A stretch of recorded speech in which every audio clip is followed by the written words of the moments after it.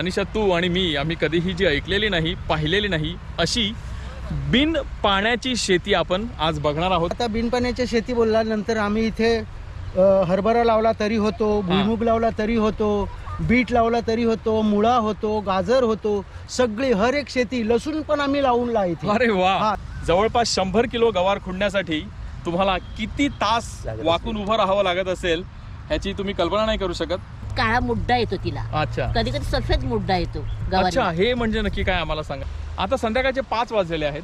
तुम्ही किती वाजता इकडे आला होता सकाळी? आम्ही सकाळी इथे 8 ला येतो. सकाळी 8 वाजता आलेले आहात आणि मग जेवणासाठी घरी गेलात आणि इथेच जेवण करतो आम्ही. शेतावरच जेवण बनवलं की आणलं होतं? नाही, घरून आणतो आम्ही सकाळी. बापरे, सलाम आहे तुमच्या या मेहनतीला. एका फेरीमध्ये साधारणतः 2 किलो 2 किलो 3 किलो पर्यंत. नमस्कार मंडळी, मी सुनील डिमेलो, वसई. मंडळी, आज आम्ही तुम्हाला घेऊन आलेलो आहोत आमच्या वसईतील नयनरम्य भुईगाव येथे. भुईगाव म्हणजे ऐतिहासिक ठिकाण आहे, गाव आहे बरं का. अशोकाचे जे 2 शिलालेख आपल्या वसईमध्ये सापडलेले आहेत त्यापैकी एक शिलालेख भुईगाव येथे सापडला होता. भुईगावची अजून एक खासियत अशी आहे की भुईगावमध्ये नोकरी करून शेती करणारे लोक मोठ्या प्रमाणात आहेत, त्यापैकीच आपल्याला इकडे दिसत आहेत. आणि आज आपण एक विशिष्ट प्रकारची शेती, जी तुम्ही म्हणजे अनिशा तू आणि मी आम्ही कधीही जी ऐकलेली नाही, पाहिलेली नाही अशी बिन पाण्याची शेती आपण आज बघणार आहोत. ही शेती कसली आहे, ह्याचं व्यावसायिक गणित काय आहे, ह्यामध्ये कोणत्या पद्धतीने ते पीक घेतलं जातं, त्याला पाणी दिलं का जात नाही, हे सर्व आज आपण जाणून घेणार आहोत. त्यासाठी आपण आलेलो आहोत मायकल डिसोजा आणि त्यांच्या सहकाऱ्यांच्या शेतावरती. ही शेती कसली आहे ते त्यांच्या तोंडूनच ऐकूया. ये अनिशा. आणि इकडे मागे समुद्र आहे बरं का, तिकडे रायझल दिसते तुम्हाला. तिच्या पलीकडे सुरूची बाग आहे आणि त्याच्या पलीकडे समुद्र आहे. कदाचित तुम्हाला आवाज येईल. या, ही झाडं कसली आहेत ओळखू शकता का? आता मायकल सर आपल्याला माहिती देतीलच, पण त्या अगोदर तुम्ही अनिशा दाखव, जरा जवळ घेऊन जा. कोण ओळखू शकतं का बघूया. नमस्कार, कसे आहात? एकदम ठीक, मजेत. तुमच्या शेतावर येऊन आम्हाला खूप बरं वाटलं. मंडळी, हे काय आहे बघा बरं. ही आहे गवार. तर मायकल काका, ही जी जात आहे याचं नाव काय सांगितलं? सरीत सोमय्या 777. सरीत सोमय्या 777. खूपच तांत्रिक नाव आहे.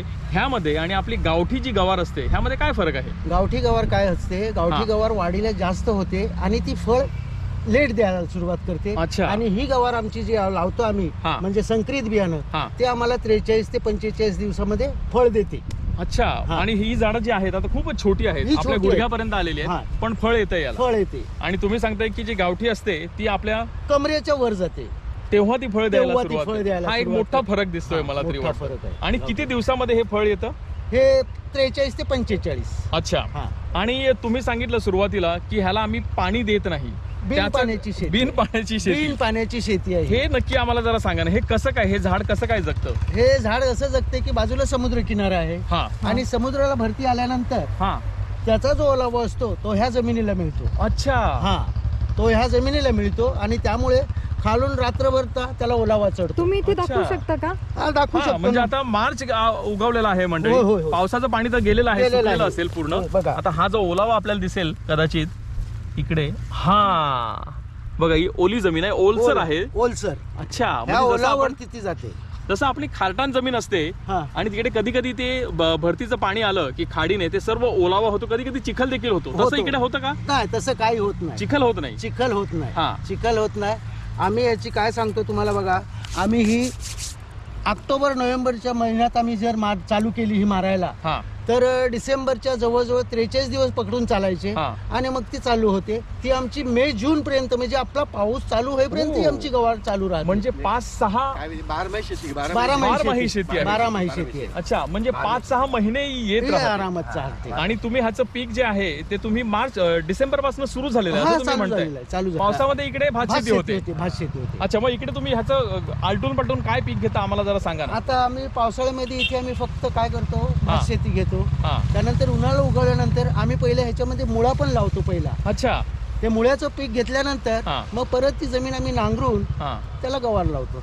हो, म्हणजे 12ही महिने तुम्ही 12ही महिने या जमिनीचा तुम्ही वापर करता. अच्छा. आता एक पाणी द्यायचं नाही म्हणजे विजेचा खर्च वाचला आणि थोडी आपली मजुरी देखील मजुरी वाचली. वाचते. मग त्या व्यतिरिक्त इतर काय खर्च होतो आपल्याला? इतर खर्च आम्हाला औषधाचा होतो. हा आता बघा हे बी मारायला आम्हाला जवळजवळ 16-17 पाकिटं लागलेली आहेत. अच्छा 16-17 पाकिटं म्हणजे साधारणतः किती किलो असेल?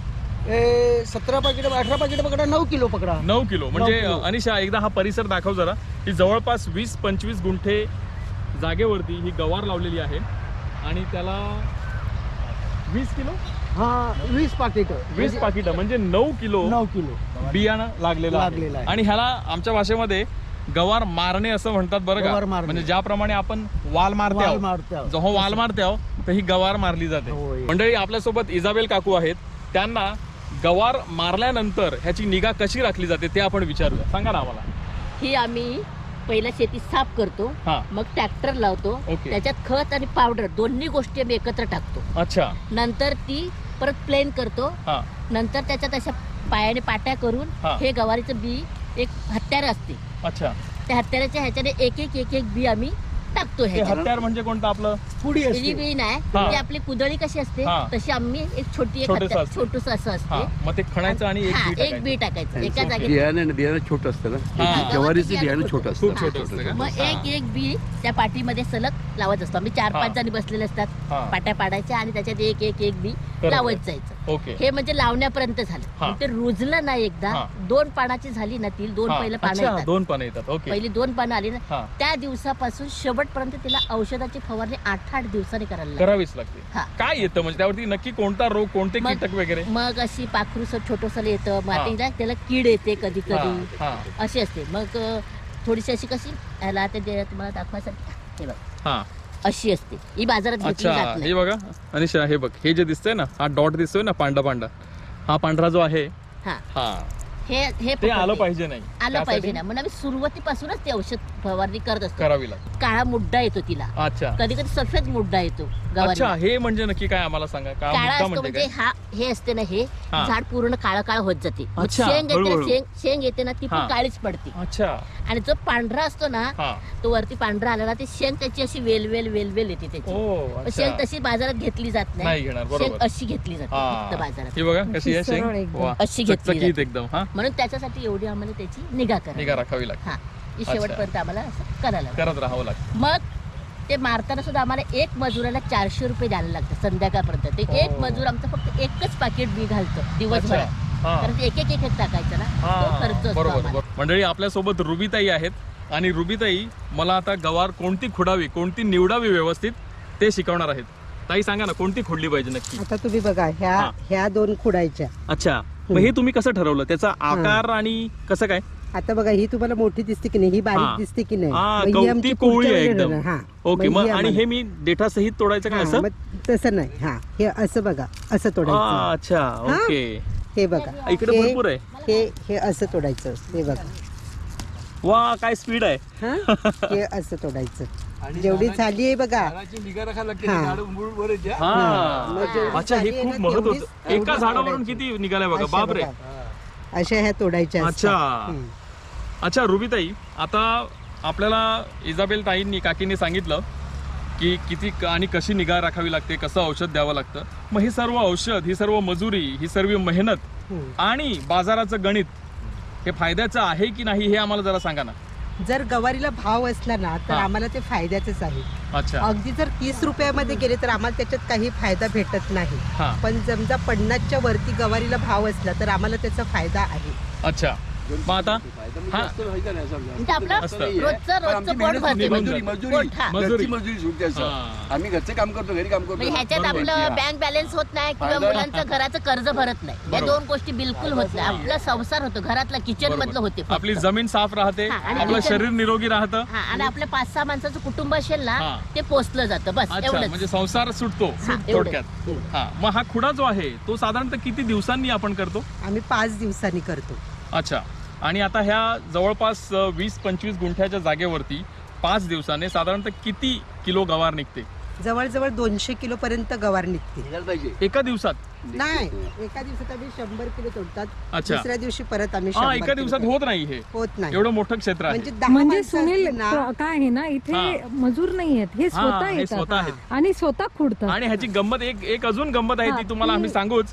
पण आता तुर्तास आपण अच्छा म्हणजे एका दिवसामध्ये साधारणतः 100 किलो, दुसऱ्या दिवशी 100 किलो आणि एक खुडा आपला पूर्ण होतो. हा. अच्छा, मग हा माल तुम्ही स्वतः विकता, व्यापारी इकडे येतात की कसं काय? नाही, आम्ही मग व्यापाऱ्याला नेऊन देतो. अच्छा, तुम्ही नेऊन देता. आम्ही नेऊन देतो. ओके. आणि मग त्याला भाव साधारणतः आता किती सुरू आहे? आता 60 रुपये आहे. आता 60 रुपये आहे. आणि मग सरासरी जे आहे म्हणजे पूर्ण हंगाम गेल्यानंतर सरासरी तुम्ही सांगता 40-50 असेल हा. तर थोडं फायद्याचं आहे. 50च्या वरती तरी भाव पाहिजे. अच्छा, तर मग आपलं जे गणित आहे ते जुळेल असं तुम्ही हा. म्हणताय. ओके मंडळी, बोला. माझ्या हातामध्ये मला वाटतं एक किती साधारणतः एक 7-8 गवारी असतील. इकडे तुम्ही शेंगा बघू शकता. पण जवळपास 100 किलो गवार खुडण्यासाठी तुम्हाला किती तास वाकून उभं राहावं लागत असेल ह्याची तुम्ही कल्पना नाही करू शकत. ही मंडळी जी आहे सर्व ही सकाळपासून इकडे आलेली आहेत. संध्याकाळचे 5 वाजलेले आहेत. ऊन अजूनही सूर्य डोक्यावर आहे आणि मी घामाने डबलेलो आहे आणि त्यामुळेच मी हा गॉगल घातलेला आहे.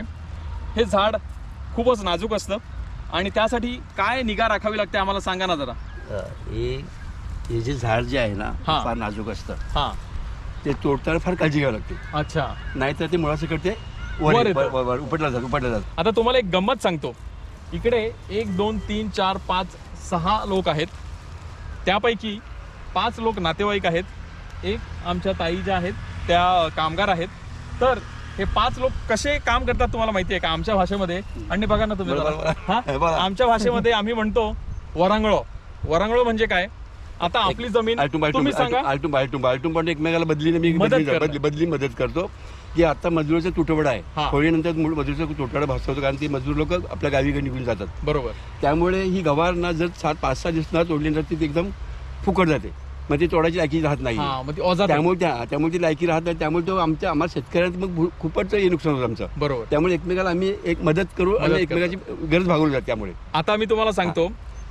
ही तुमची जमीन आहे. हा. ही ह्यांची शेती आहे आणि ते काका ह्यांना इकडे मदत करण्यासाठी आलेले आहेत. आता त्यांची जमीन तिकडे आहे. त्यांची गवारीची शेती त्या बाजूला आहे. जेव्हा त्यांचा खुडा असेल तेव्हा हे सर्व तिकडे जाणार. ह्याला आमच्या भाषेमध्ये वरांगळ असं म्हणतात. आणि हा वरांगळ म्हणजे एकमेकांना बैल देणं, नांगरणीसाठी मदत करणं, झोडणीसाठी मदत करणं, हे सर्व अशा प्रकारे म्हणजे सुनील, समूह शेतीचा हा प्रकार आहे. एक असाच प्रकार आणि आहे. बघू ना. भारतामध्ये समूह शेतीच चालते चालते. पहिल्यापासून. बरोबर बोलले सर. ज्याचं हे चांगलं उदाहरण आहे ते एक बघितलं. उत्तम उदाहरण इकडे आपल्याला दिसतंय. आता संध्याकाळचे 5 वाजलेले आहेत.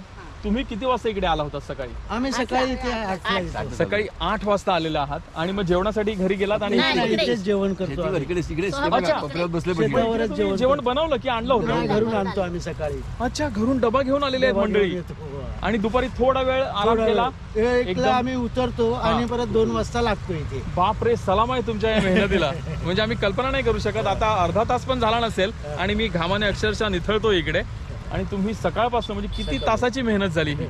खूप बापरे, मेहनत आहे, खूप शेतकऱ्यांना खरोखर सलाम आहे. हा शेतकऱ्याचं बरोबर सांगते. हा पण आपलं पोट, मुलं बाळ आहेत, बरोबर. घरबीर आहे, मग आपल्याला करायला लागते ना. आपली नेहमी शेती आहे. शेतकऱ्याचं दुर्लक्ष केलं जातं. हा, शेती- शेतकऱ्यावरतीच होतं. पण कधी कधी असं वाटतं की आता शेती सोडावी. असं वाटतं. असं का वाटतं? असं वाटतं म्हणजे कधी भाव नसतं, हा. कधी मजूर नसतात, हा. औषधं एवढी महाग झालेली हा. असतात. मग असं वाटतं की आता नको बस झालं असं वाटतं. पुढच्या वर्षी नको करूया हा, असं असं वाटतं. वाटते. हा, असं अच्छा. वाटते कधी कधी. तर मंडळी, हे ह्याला थोडाफार आपण हातभार लावू शकतो. हे होऊ नये यासाठी तुम्ही बाजारात जाल तर कृपया अशी जी स्थानिक जी पिकं येतात त्याचं कृपया तुम्ही घासाघीस करू नका. जो आणि- भाव सांगतात तो द्यायला पाहिजे असं वाटतं. आणि एक मेन म्हणजे आता हा. गवार नेली हा. तर भैया लोक आम्हाला सांगतात ही खिडकी आहे, हा. ही जाडी आहे. मग आता लोकांचं 60चा भाव असेल तर आम्हाला खाली 50 वर बरोबर, आणतात, भाव पाडतात. 45 वर आणतात. म्हणजे लगेच भाव पाडतात. हा. मग ही मजूर आता हे आमच्या घरचेच आहेत म्हणून आम्ही त्यांना सांगतो जाडी असली तर हातातली टाकून द्या घेऊन हा. नका. म्हणजे सगळी निवडायला कारण पण मग लागते. हा, बरोबर बरोबर. निवडायला पण आता बसून एवढी निवडली आम्ही तिकडे एक गोल. अच्छा. हा हा, आम्ही कसं बरोबर. आम्हाला समजते की ही हा. चालणार नाही बाजारात, मग आम्ही हा, टाकून देतो तुम्ही हातातली. बघता. हा, बरोबर. असं आहे. अच्छा. म्हणजे शेतकऱ्याला म्हणजे हे खूप आहे, कष्ट हा. खूप आहेत शेतीसाठी. कष्ट भरपूर आहेत. हा. हा कधी कधी आम्हाला असं वाटतं की पैसा आम्ही वापरू हा. शेतीसाठी, पण बरोबर. कष्ट म्हणजे आता कधी कधी असं वाटतं, आता बस झालं, आता कष्ट पण होत नाही हा असं वाटते कधी कधी. दरवर्षी पुन्हा असं वाटत राहते की हा. यावर्षी करूया की हा. नको करूया. मग आम्ही कसं चला जाऊ दे बाबा, हा. हे वर्षी गेलं ना पुढच्या वर्षी देव देईल आपल्याला. बरोबर. कधी कधी एक आशा असते.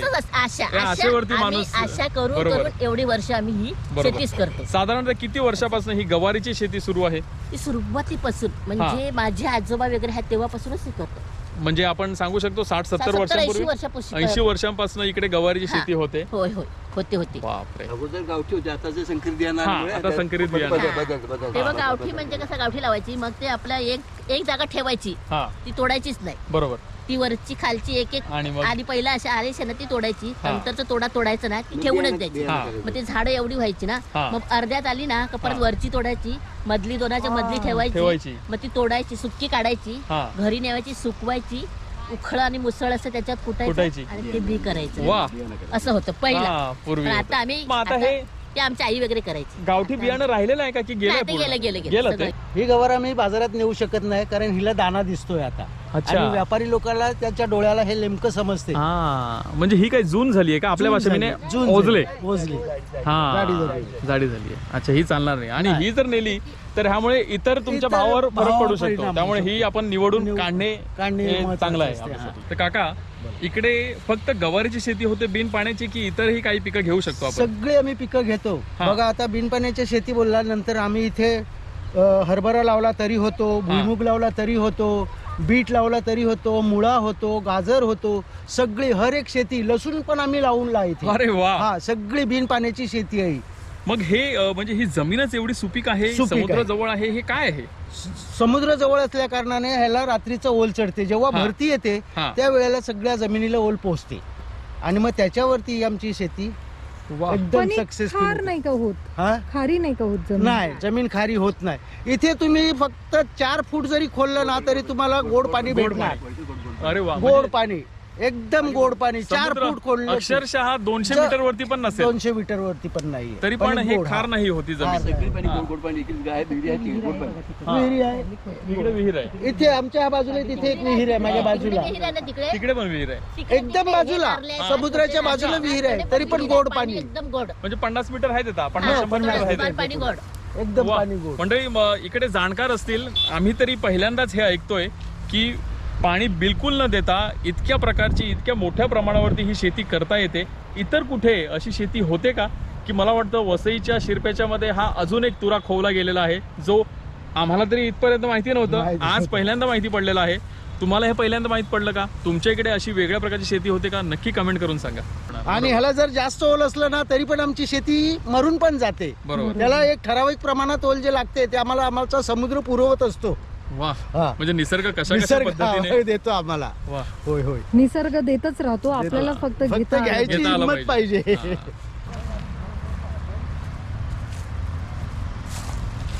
एका फेरीमध्ये साधारणतः 2 किलो 2 2 किलो पर्यंत. 3 किलो पर्यंत जाते काही सुंदर दिसते गवार. हे साधारणतः किती किलो असेल ही? ती 30 किलो 35 किलो पर्यंत झाला. अच्छा, मग तुम्ही 2-3 गोणी तरी भरता दिवसाला? भरतात. एक सकाळी नेली ना बाजारात. अच्छा, एक नेली का ताबडतोब? आणि ही खुडल्यानंतर किती वेळेमध्ये, किती तासामध्ये बाजारात गेली पाहिजे ग्राहकाकडे? म्हणजे 12 तासांनी गेली तरी चालेल. चाल, म्हणजे ही उद्या सकाळी गेली तरी उद्या चालेल? सकाळी गेली तरी चालेल, पण अच्छा. आता आम्ही संध्याकाळी आमचे लागलेली आहे ना, हा, ते त्याला येणार नेऊन आणि मग ते द्यायची. आम्ही त्याला अच्छा. निर्मळला नेऊन देतात. ओके. हा. हे वजन किती आहे मी बघतो हा जरा, मला जमते का नाही, बघतो. नाही.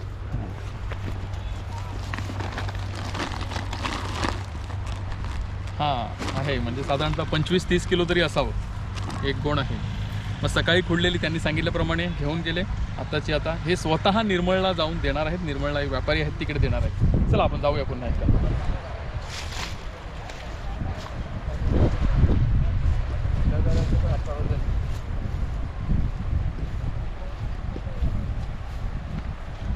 तर मंडळी, अशा प्रकारे आयुष्यामध्ये पहिल्यांदा आम्ही बिन पाण्याची शेती काय आहे त्याची माहिती संपूर्ण मायकल काका आणि त्यांचे नातेवाईक यांच्याकडनं जाणून घेतली. तुम्ही जी मेहनत करताय आणि ज्या पद्धतीने चिकाटीनं तुम्ही इकडे शेती करताय त्याला सलाम आहे. मंडळी सकाळी 8 वाजता आलेली आहेत ही मंडळी. जेवण इकडेच केलं. आता संध्याकाळचे 5-5:30 वाजलेले आहेत. ऊन इतक्या मोठ्या प्रमाणात आहे. पण काम अजूनही सुरू आहे, तुम्ही बघू शकता. आणि अजूनही एक तासभर तरी ह्या खुडा सुरू राहणार आहे. तुम्ही ही माहिती दिली, तुम्ही ही मेहनत करताय, वसईची शेती जिवंत राहावी त्यासाठी तुम्ही जे मेहनत करताय त्यासाठी तुम्हाला खूप खूप धन्यवाद, खूप खूप आभार. आणि जवळपास तुमचा 1 तासभर आम्ही वाया घालवलेला आहे हे सर्व बातचीत करण्यामध्ये, त्यासाठी क्षमस्व. आणि तुम्ही मेहनत करता म्हणून आमच्या ताटात जेवण मिळते. बरोबर. शेतकऱ्यांचे म्हणजे मानवाने कितीही प्रगती करू दे, पण अन्न हा शेतकरीच उत्पन्न करू शकतो. त्यासाठी तुम्हाला सलाम आहे, त्यासाठी तुमचे खूप खूप आभार. धन्यवाद मंडळी.